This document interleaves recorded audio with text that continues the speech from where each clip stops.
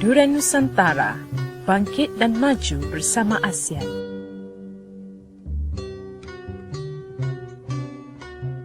Selamat petang Kuala Lumpur, selamat petang Malaysia, selamat petang Nusantara. Bersama saya Radita Arman Muhammad dalam Berita Nusantara melalui Radio Duran Nusantara, bangkit dan maju bersama ASEAN.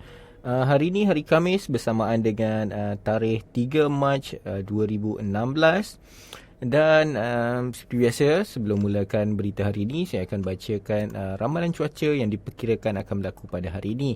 Di mana pada siang menjelang petang hari ini diperkirakan keadaan akan berlaku sedikit hujan singkat atau badai petir di beberapa kawasan di sekitar Kuala Lumpur dan juga Lembah Kelang.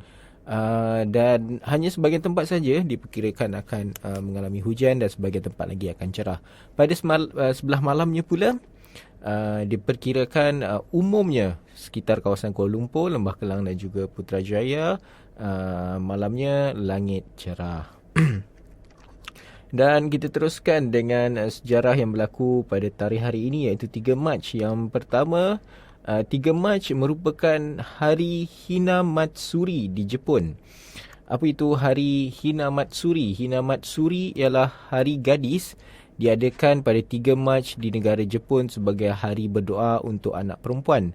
Dalam perayaan tersebut, platform dengan permaidani merah disediakan dengan satu set boneka dipanggil Hina Ningyo, atau maksudnya adalah boneka festival berada di atas platform tersebut. Set boneka tersebut terdiri daripada boneka Maharaja, Maharani, dayang-dayang dan ahli muzik istana yang memperagakan pakaian-pakaian tradisional pada zaman Heian. Selamat menyambut Hari Hinamatsuri buat semua warga Jepun. Dan seterusnya, peristiwa yang menarik berlaku pada tarikh hari ini iaitu 3 Mac. Yang pertama, peristiwa yang berlaku pada tahun 1875 di mana opera Carmen, gubahan George Bizet berdasarkan novel oleh Prosper Mérimée, dipersembahkan buat pertama kali di Opera Comique di Paris. Opera Carmen adalah sejenis opera 4 babak Perancis hasil gubahan penggubah Georges Bizet.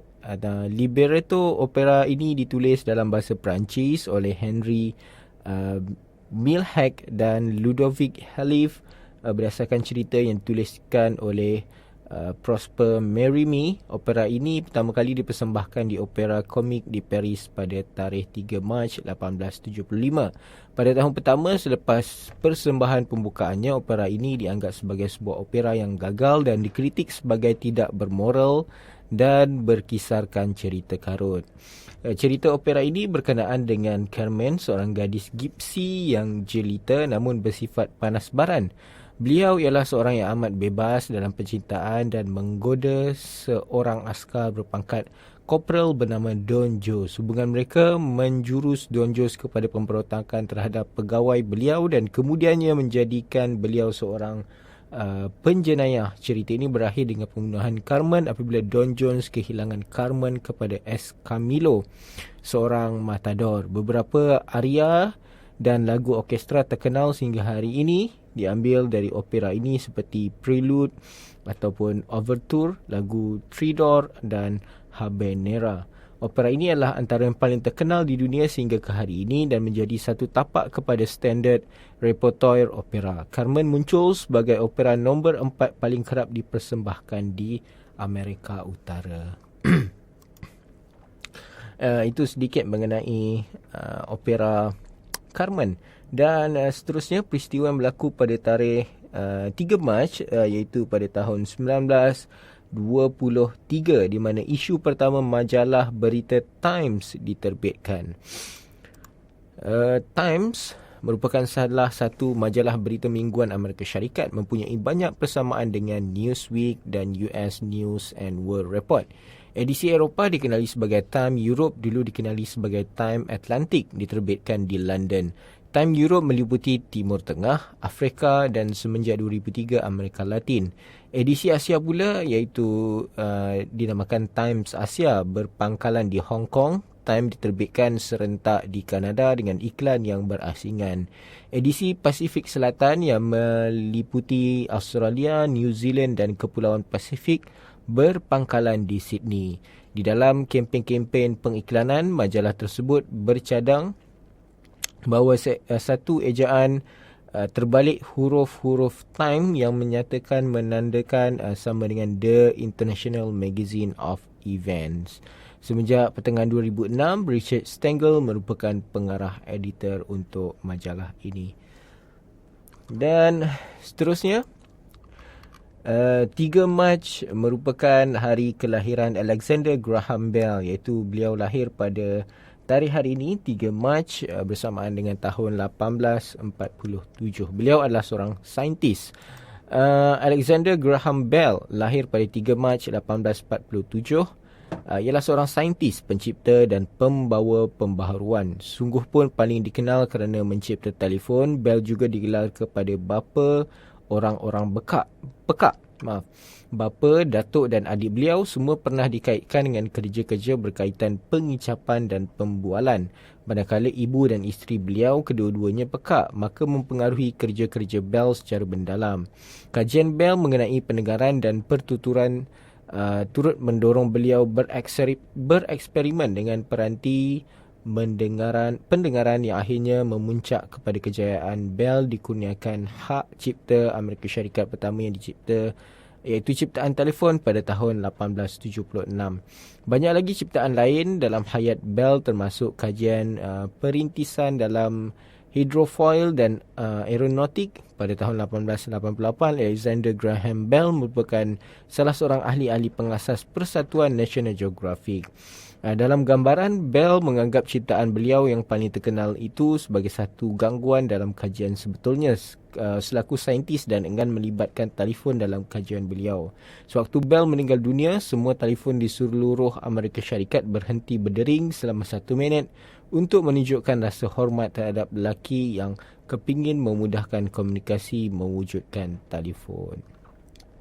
Selamat ulang tahun untuk Alexander Graham Bell, kerana beliau memang betul dia terkenal dengan ciptaannya, iaitu telefon. Dan kita lihat daripada ciptaan sederhananya beliau, bagaimana telefon berkembang hingga ke zaman sekarang.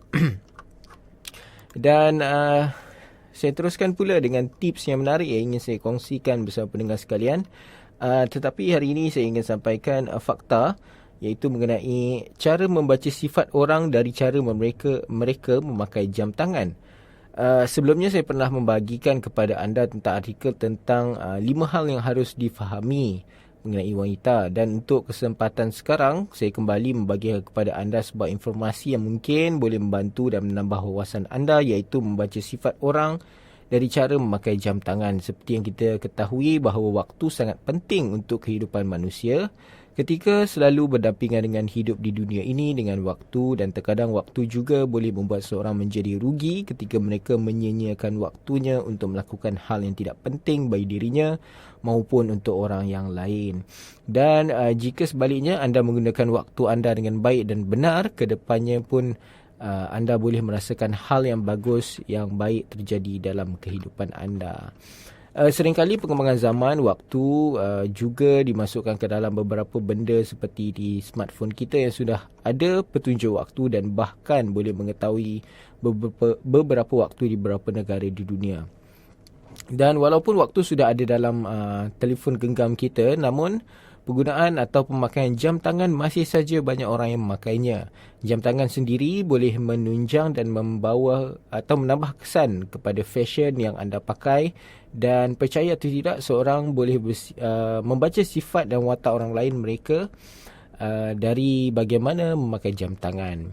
Antaranya yang pertama, tangan kiri, yang memakai jam pada tangan kiri. Biasanya orang yang selalu memakai jam tangan di tangan kiri memiliki sifat yang tenang dan boleh menyelesaikan masalah walaupun lambat dan secara perlahan. Orang yang tangan kirinya dihiasi jam tangan juga mempunyai sifat dewasa dan selalu menjalankan atau menghadapinya dengan sifat kedewasaan.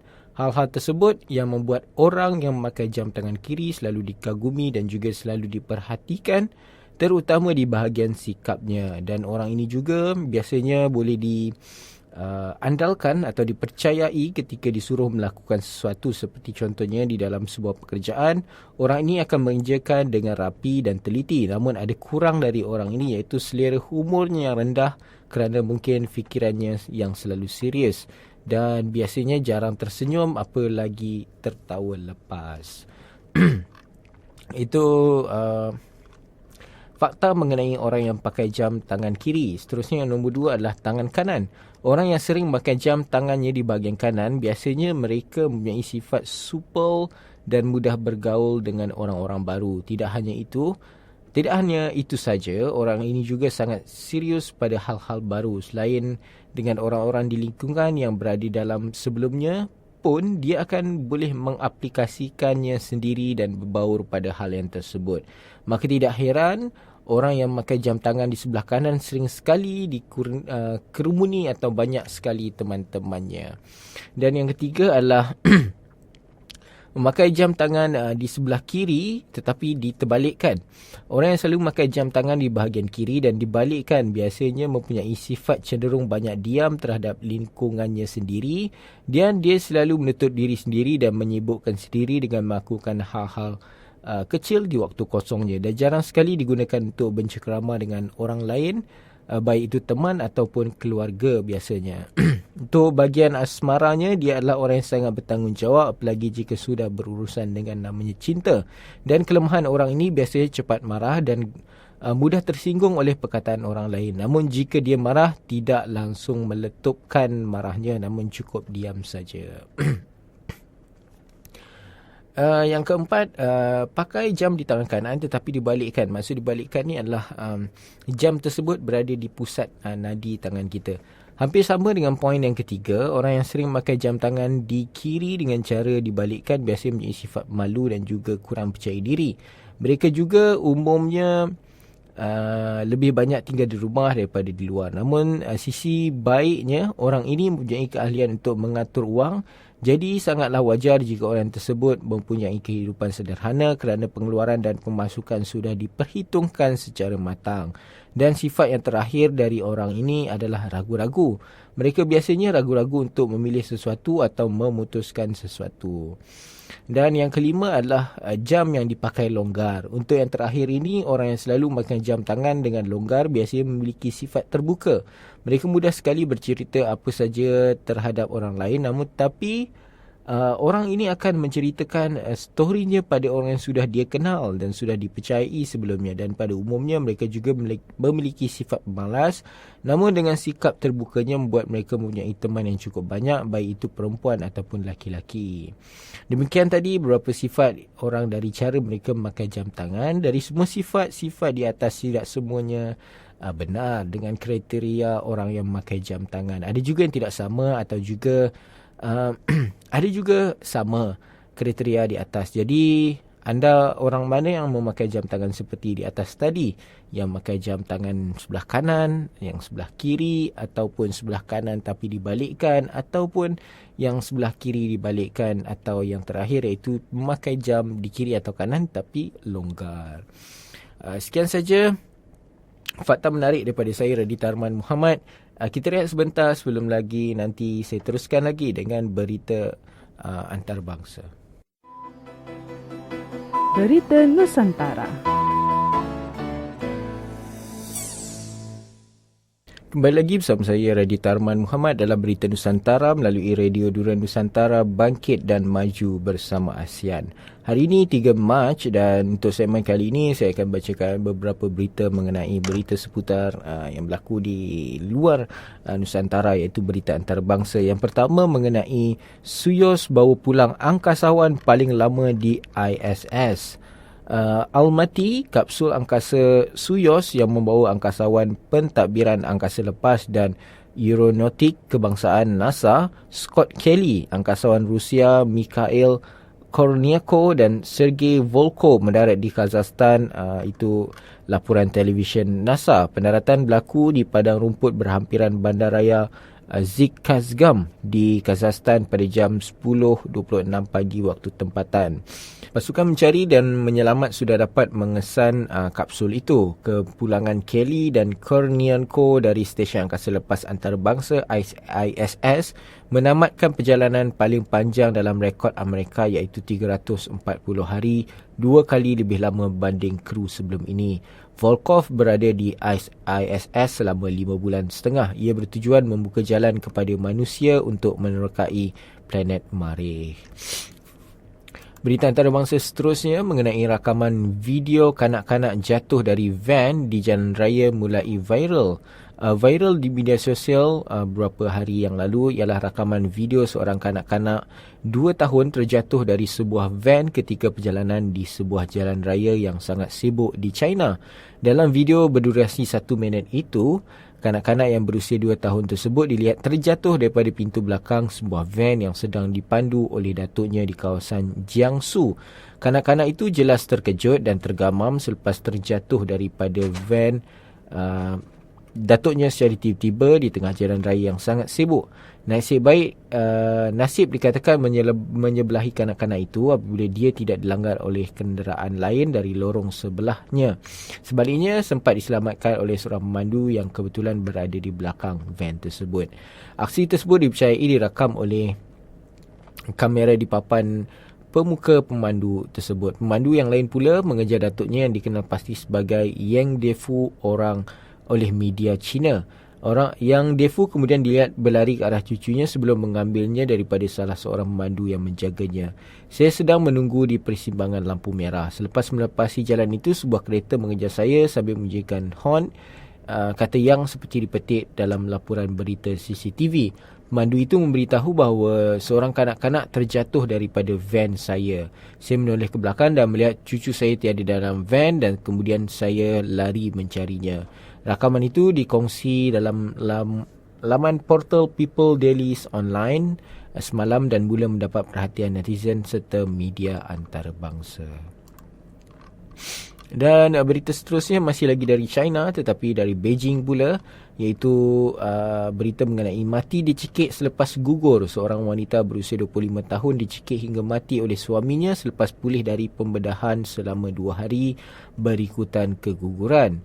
Li Zhongzia dilaporkan dicekik oleh suaminya iaitu Zhang Yazhu ketika wanita itu tidur sebelum lelaki itu melarikan diri. Kakaknya berkata mayat Li ditemui doktor dan juga jururawat. Li dan Zhang dilaporkan sering bertengkar sejak menjelang perayaan Tahun Baru Cina awal bulan lalu apabila wanita itu mengajak suaminya pulang ketika mereka melawat saudara mara lelaki terbabit. Li cuba memujuk suaminya yang semakin berang sebelum mula memaki hamun dan memukulnya dengan menggunakan bangku. Akibatnya, Li cedera di kepala dan Zhang berhenti menyerangnya selepas ibu bapanya masuk campur laporan akhbar di sana. Pada 23 Februari yang lalu, Li dimasukkan ke hospital untuk pembedahan akibat keguguran. Bagaimanapun, sekitar jam 5 petang keesokannya, Zhang menyelinap masuk ke wad dan mencekiknya sehingga mati. Dan berita antarabangsa yang terakhir pula mengenai Amerika Syarikat dedahkan wasiat Osama bin Laden. Di Washington, pemimpin Al-Qaeda Osama bin Laden menggariskan dalam surat dan dokumen cara mengagihkan dana dan hartanya yang bernilai sekurang-kurangnya 29 juta American dollar atau sekitar 120 juta ringgit. Selepas kematiannya, mengarahkan sebahagian besar daripadanya digunakan untuk meneruskan kempen jihad. Antara surat berkenaan sebahagian daripada koleksi 113 dokumen yang dirampas dalam serbuan unit khas Amerika Syarikat pada tahun 2011 yang membunuh Osama bin Laden disifatkan pegawai perisik sebagai apa yang dipercayai wasiat terakhir. Agensi berita Reuters dan stesen ABC televisyen diberi akses eksekutif melihat dokumen berkenaan yang diterjemah daripada bahasa Arab yang diisytiharkan tidak lagi sulit oleh agensi perisikan Amerika. Ia sebahagian daripada koleksi dokumen kedua yang dirampas dalam operasi itu dan dianggap tidak lagi sulit sejak Mei 2015. Sebahagian besar masih belum disiarkan.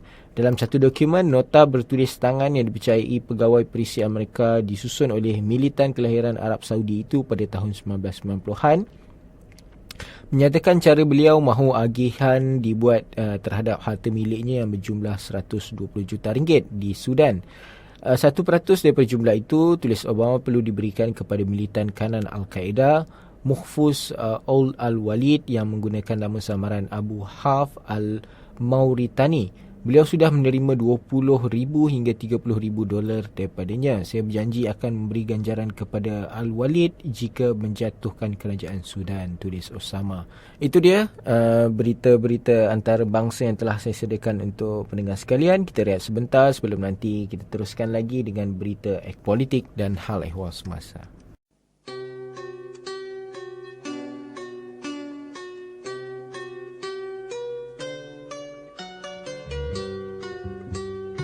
Duren Nusantara, bangkit dan maju bersama ASEAN.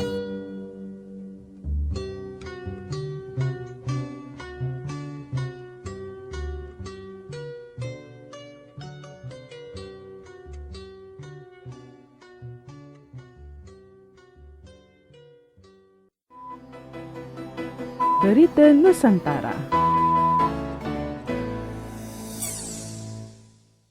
Kembali lagi bersama saya Raditya Arman Muhammad dalam Berita Nusantara melalui Radio Duren Nusantara, bangkit dan maju bersama ASEAN. Hari ini 3 Mac bersamaan dengan hari Khamis, dan saya teruskan segmen kali ini dengan berita politik dan hal ehwal semasa, di mana saya akan sampaikan berita yang berlaku di sekitar negara Malaysia dan juga sekitar negara-negara Nusantara. Yang pertama mengenai 809 premis barang lusuh biak nyamuk Aedes sejak tahun 2015. Di Kuala Lumpur, sebanyak 809 premis barang lusuh di seluruh negara didapati positif membiakkan larva Aedes melalui penguatkuasaan OPS barang lusuh yang dilakukan Kementerian Kesihatan sejak awal tahun lalu sehingga bulan lepas.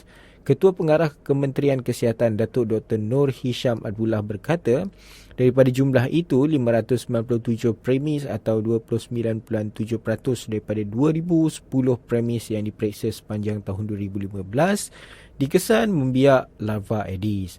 Beliau berkata melalui operasi penguatkuasaan OPS barang lusuh pada bulan lepas, sebanyak 212 lagi premis atau 24.6% daripada 859 premis diperiksa didapati positif membiakkan larva Aedes. Johor mencatat jumlah tertinggi pembiakan larva Aedes iaitu sekitar 33 premis, diikuti 29 di Kedah, Selangor sebanyak 24, di Pulau Pinang 16 dan di Pulau Pinang sebanyak 16. Beliau berkata daripada jumlah itu sebanyak 208 premis telah di compound, manakala 2 premis di Selangor dan Melaka telah diarahkan tutup mengikut peruntukan Seksyen 8 dalam kurungan 3 dalam kurungan AA Akta Pemusnahan Serangga Pembawa Penyakit APSPP 1975 kerana kesalahan yang berulang. Tindakan pendakwa di mahkamah akan dijalankan jika gagal bayar compound dan jika sabit kesalahan mengikut subsection 13 dalam kurungan 1 APSPP 1975, denda maksimum adalah sebanyak RM10,000 atau 2 tahun penjara atau kedua-duanya sekali. Bagi kesalahan yang berulang dengan maksimum adalah sebanyak RM50,000 atau 5 tahun penjara dan kedua-duanya sekali, katanya. Beliau memberi jaminan kementerian akan terus melaksanakan operasi penguatkuasaan APSPP 1975 secara berterusan bagi membendung peningkatan kes denggi dan mengurangkan risiko jangkitan denggi dalam kalangan masyarakat. Masih lagi berita yang berlaku di Malaysia, iaitu 3 lagi sindiket edar pil kuda tumpas. Polis Kelantan berjaya menumpaskan 3 lagi sindiket pengedaran pil kuda di Kota Baru dan Pasir Mas dengan nilai rampasan keseluruhan lebih daripada RM300,000. Ketua Polis Kelantan iaitu Datuk Mazlan Lazim memaklumkan serbuan pertama dan kedua dilakukan pada 28 Februari lalu menyaksikan 5 individu ditahan termasuk sepasang suami isteri. Dalam serbuan di kampung Kibang Badak, Pasir Mas, 3 lelaki Melayu berusia dalam lingkungan 28 hingga 31 tahun dikenali sebagai geng Fuad berjaya ditahan. Polis turut merampas 1,800 pil kuda bernilai lebih daripada RM36,000 serta pucuk pistol semi automatik, kelopak peluru dan 17 butir peluru. Jelas Mazlan, kes dia siasat mengikut Seksyen 39B Akta Dadah Berbahaya 1952, Seksyen 8 dan Seksyen 8 dalam kurungan Akta Senjata Api 1960 penalti lebih berat.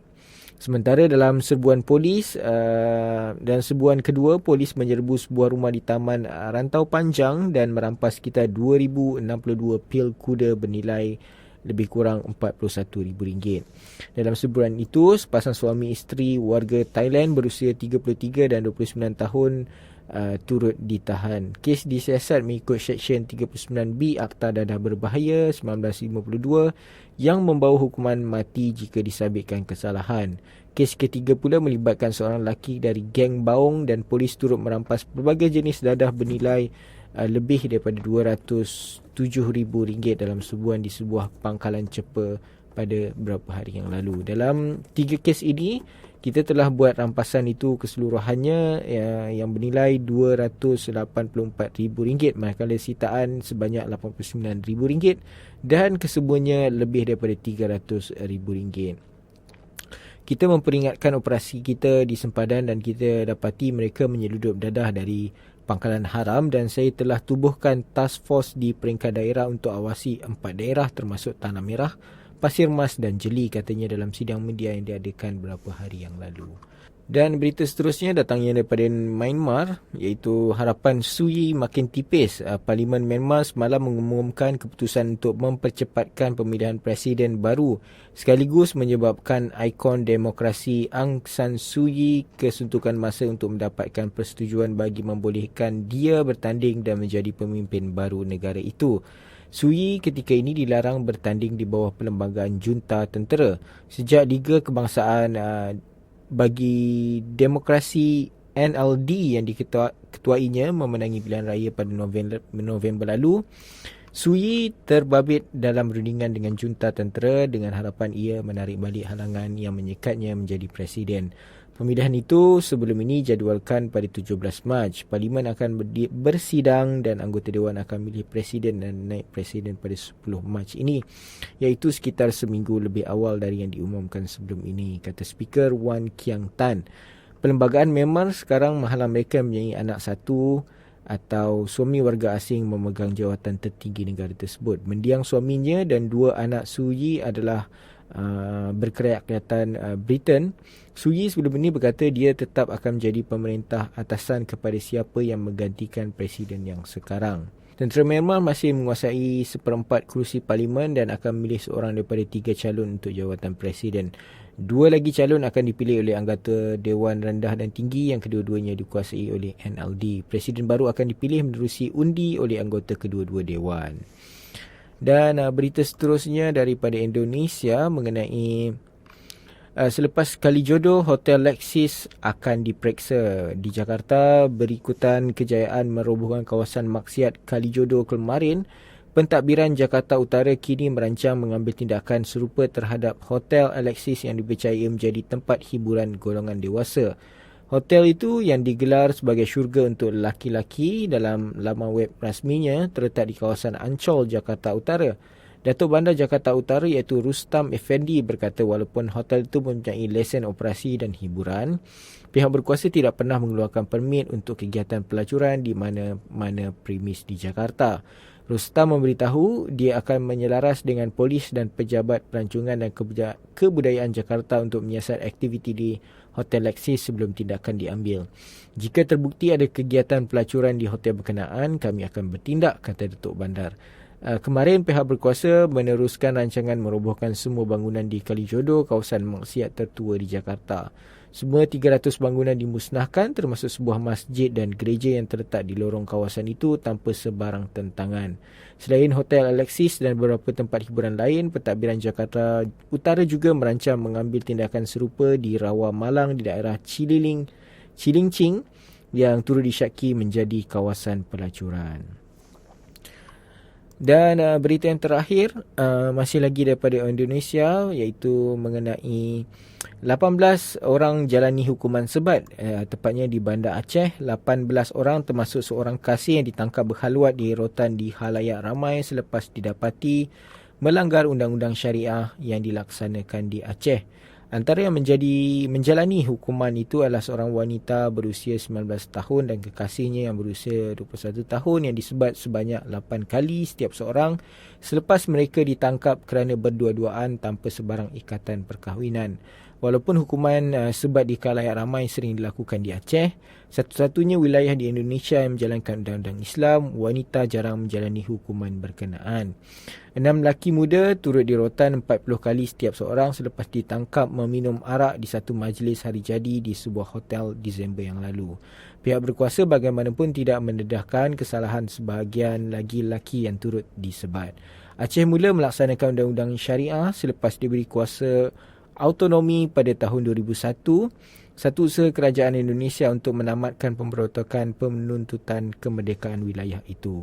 Undang-undang Islam diperkukuhkan sejak wilayah itu menandatangani perjanjian damai dengan kerajaan pusat pada tahun 2005. Walaupun lebih daripada 90% rakyat Indonesia mengaku Islam, majoritinya melaksanakan ajaran agama itu secara sederhana. Itu saja berita politik dan hal ehwal semasa yang telah saya sediakan. Kita rehat sebentar sebelum nanti saya teruskan lagi dengan berita ekonomi dan bisnes.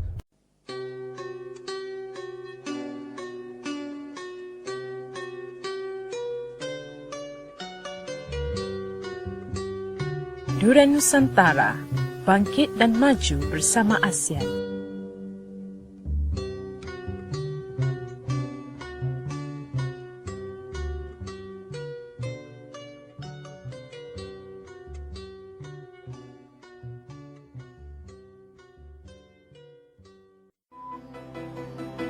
Berita Nusantara.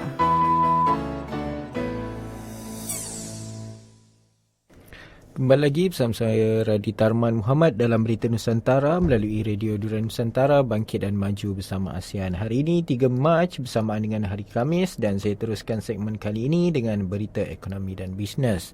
Berita yang pertama bertajuk Malaysia terokai peluang baru di Arab Saudi. Itu yang disampaikan oleh Perdana Menteri Malaysia iaitu Datuk Seri Najib Tun Razak. Beliau berkata Malaysia mencari lebih banyak peluang perniagaan dan pelaburan di Arab Saudi yang mampu membantu melonjakkan pertumbuhan ekonominya.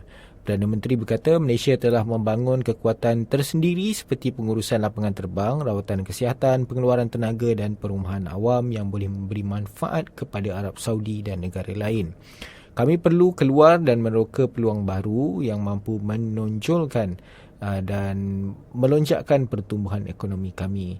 Berikutan kejatuhan harga minyak, kami perlu memperkenalkan kepelbagaian strategi ekonomi, katanya kepada media Malaysia selepas menyampaikan ucapan di Forum Ekonomi Jeddah JEF 2016.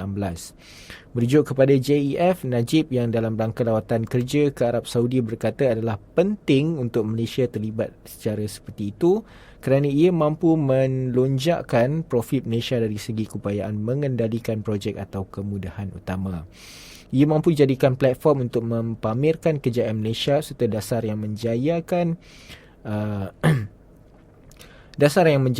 kata Najib sambil menambah dengan menonjolkannya ia dapat membantu mempengaruhi keputusan pemberian kontrak yang boleh memihak kepada Malaysia. Beliau mengambil contoh prasarana syarikat yang diberi kontrak mengendali dan menyelenggarakan sistem metro Arafah Mina sewaktu musim haji tahun lalu. Berbekal rekod baik Malaysia Airports Holding Berhad, Najib berkata Malaysia juga berminat untuk mendapatkan kontrak mengendalikan lapangan terbang antarabangsa Jeddah. Dalam ucapannya, beliau menyentuh kepentingan perkongsian awam swasta PPP ke arah peningkatan penyertaan sektor swasta dalam proses pembangunan. PPP menyediakan penyampaian yang lebih baik dan cepat, reka bentuk dan risiko pembinaan yang ditanggung sektor swasta, begitu juga perkara berhubung menyiapkan dan kerja semula, katanya. Najib berkata sehingga Disember 2015, Malaysia berjaya melaksanakan 754 projek PPP yang membantu kerajaan menjimatkan perbelanjaan modal sejumlah 203.45 bilion ringgit dan jumlah perbelanjaan mengurus sebanyak 9.25 bilion ringgit. Jumlah perolehan daripada jualan ekuiti kerajaan dan aset pula adalah sebanyak 65 juta ringgit. Perdana Menteri menggesa pihak yang berminat untuk mengendalikan kesempatan daripada pembinaan keupayaan, program perundingan dan khidmat nasihat yang ditawarkan Malaysia. Saya boleh tawarkan nasihat Malaysia dengan keyakinan tinggi kerana walaupun dalam keadaan sukar yang kita hadapi sekarang, ekonomi kita terus menunjukkan prestasi yang baik, kata Najib yang merujuk kepada laporan terkini tabung kewangan antarabangsa IMF ke atas Malaysia. Najib berkata kerajaan akan terus mengambil semua langkah yang diperlukan untuk mengukuhkan daya tahan ekonomi Malaysia supaya pelabur dan ahli perniagaan yang diyakinkan dengan rakan kongsi yang kuat, stabil dan kukuh di Malaysia. JEF diadakan secara tahunan sejak tahun 1999 dan ketika itu telah menjadi forum strategik terkemuka Timur Tengah yang memberikan tumpuan kepada isu ekonomi dan sosial serantau dan juga antarabangsa. Dan seterusnya, berita mengenai Petronas akan lepaskan maksimum 1,000 pekerja dalam waktu 6 bulan. Petronas dijangka akan melepaskan maksimum 1,000 jawatan dalam struktur terbarunya. Dalam kenyataan di laman webnya, Petronas komited untuk melaksanakan yang terbaik untuk menempatkan semula pekerja terkesan. Petronas menyatakan ia akan selesai selepas pekerja tersebut dalam masa 6 bulan. Menurut Petronas, struktur baru ini akan menjadikan syarikat lebih efisien dalam berdepan suasana persekitaran luar yang mencabar. Dalam masa yang sama, Petronas turut mengumumkan perubahan dalam kepimpinan tertinggi syarikat berkenaan. Hampir semua jawatan termasuk Presiden dan Ketua Pegawai Eksekutif dan Ketua Pegawai Kewangan dikekalkan, namun Ketua Pegawai Eksekutif huluan kini dipegang oleh Datuk Muhammad Anwar Taib. Struktur baru akan dikuatkuasakan pada 1 April 2016 nanti.